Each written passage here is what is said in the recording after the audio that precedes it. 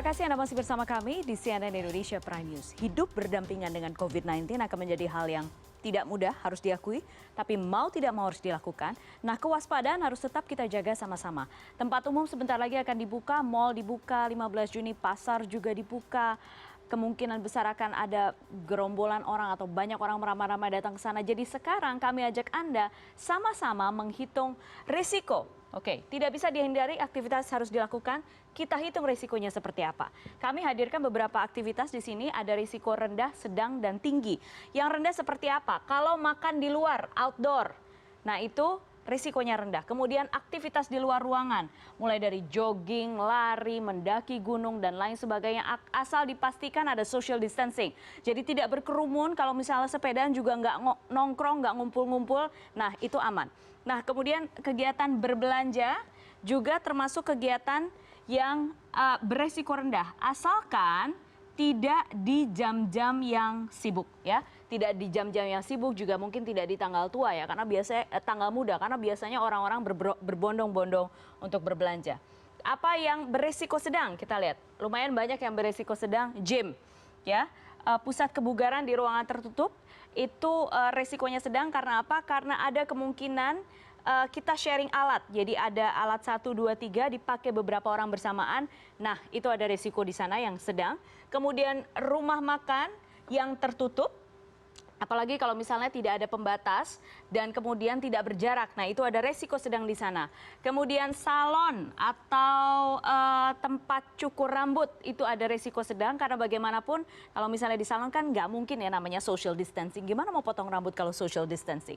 Jadi ingat ada resiko di sana ya. Salon. Oke, berikutnya hospital, rumah sakit. Rumah sakit tetap ada risiko sedang, di sini dimasukkan ke dalam risiko sedang karena sekarang beberapa rumah sakit protokolnya sudah semakin ketat, bahkan untuk masuk ke lobi saja sudah diperiksa, kemudian tempat duduknya sudah diatur sedemikian rupa, tapi jangan lupa tetap ada resikonya di rumah sakit dan juga di perkantoran. Perkantoran tetap ada resikonya. Di sini kami dimasukkan ke dalam risiko sedang oleh Litbang CNN Indonesia dan berdasarkan beberapa sumber.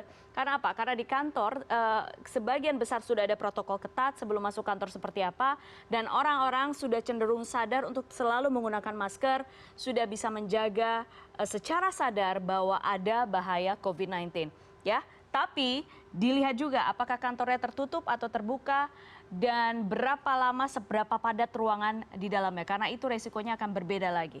Kita lihat sekarang apa yang resiko tinggi. Masih beresiko tinggi adalah ini dia. Perkumpulan orang-orang, pernikahan, ya, wedding, kemudian ulang tahun, pokoknya kumpul-kumpul, rame-rame, arisan, segala macam, ya. Ini masih jangan dulu dilakukan, no. Karena apa? Karena kita cenderung kalau misalnya lagi asik dengan keluarga, dengan teman dekat, ngerasa santai, ngerasa kenal, nggak pakai masker, ngobrolnya berdekatan. Jadi ini nggak mungkin ada social distancing di sini. Lagi arisan, lagi kumpul keluarga, nggak mungkin. Jadi apa? Dihindari dulu, ya. Kemudian apalagi tempat ibadah, ya. Tempat ibadah sekarang memang sudah banyak yang ada pembatasnya, ada batas-batasnya, itu harus betul-betul diikuti karena tempat ibadah masih menjadi salah satu tempat yang berisiko tinggi apalagi jika ada ritual-ritual tertentu. Berikutnya adalah sekolah, ini dia. Sekolah, ya. Kelihatan kan itu ikonnya school. Sekolah masih dinilai sebagai tempat yang beresiko tinggi karena apa? Karena kalau misalnya anak-anak SD, anak-anak SMP, kelewatan, keasikan bercanda, tidak mungkin ada social distancing di sana. Tidak ada yang bisa memastikan, apalagi jika jumlah siswanya ribuan dalam satu waktu yang bersamaan. Jadi saat akan beraktivitas, jangan lupa hitung resikonya. Faktor-faktornya apa saja sebenarnya yang harus dihitung? Lihat ini ya. Sekarang, ini yang harus diperhatikan. Apakah Anda berkegiatan di indoor, di dalam ruangan, atau di luar ruangan? Itu yang Anda lihat ya. Kalau misalnya Anda di luar ruangan, itu justru semakin mengurangi resiko. Oke, kalau misalnya di dalam ruangan tertutup, ber-AC, udaranya tidak ada ventilasi, itu akan meningkatkan risiko. Kemudian apakah ruangannya sempit atau ruangannya besar? Misalnya di KRL, ruangannya sempit, orangnya banyak, tentu risikonya akan lebih tinggi di sana. Berbeda dengan misalnya di supermarket di saat jam tidak sibuk. Ruangannya besar, orangnya sedikit, jadi resikonya juga semakin berkurang. Kemudian apakah ruangannya ada ventilasi atau tidak? ada perputaran udara atau tidak, pertukaran udara atau tidak. Itu juga harus penting. Kepadatannya tinggi atau kepadatannya rendah. Sekali lagi, misalnya di KRL kepadatannya tinggi tentu saja ya. Dan kepadatannya rendah seperti apa? KRL di jam-jam yang tidak sibuk. Itu mungkin akan Anda menemukan ini, kepadatannya yang rendah. Oke. Berikutnya apa? Paparannya lama atau sebentar.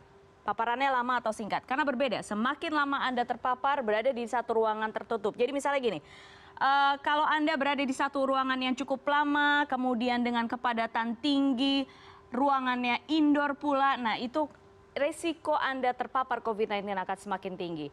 Berbeda jika sebaliknya, kalau misalnya Anda paparannya singkat, di ruang yang cukup lega, tidak terlalu padat, dan di luar ruangan tentu resikonya akan semakin rendah. Jadi itu ya, saat Anda akan beraktivitas sekarang mau tidak mau, aktivitas harus dilakukan.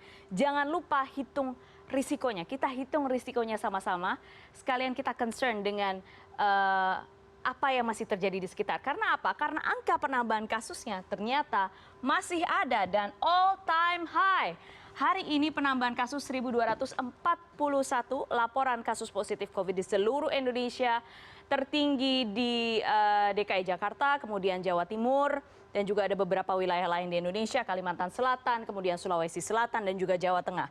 Yang meninggal bertambah 36 orang, kemudian yang sembuh bertambah 715 orang. Virusnya masih ada, kita harus hidup berdampingan, pemerintah meminta itu, aktivitas mau tidak mau harus segera dilakukan.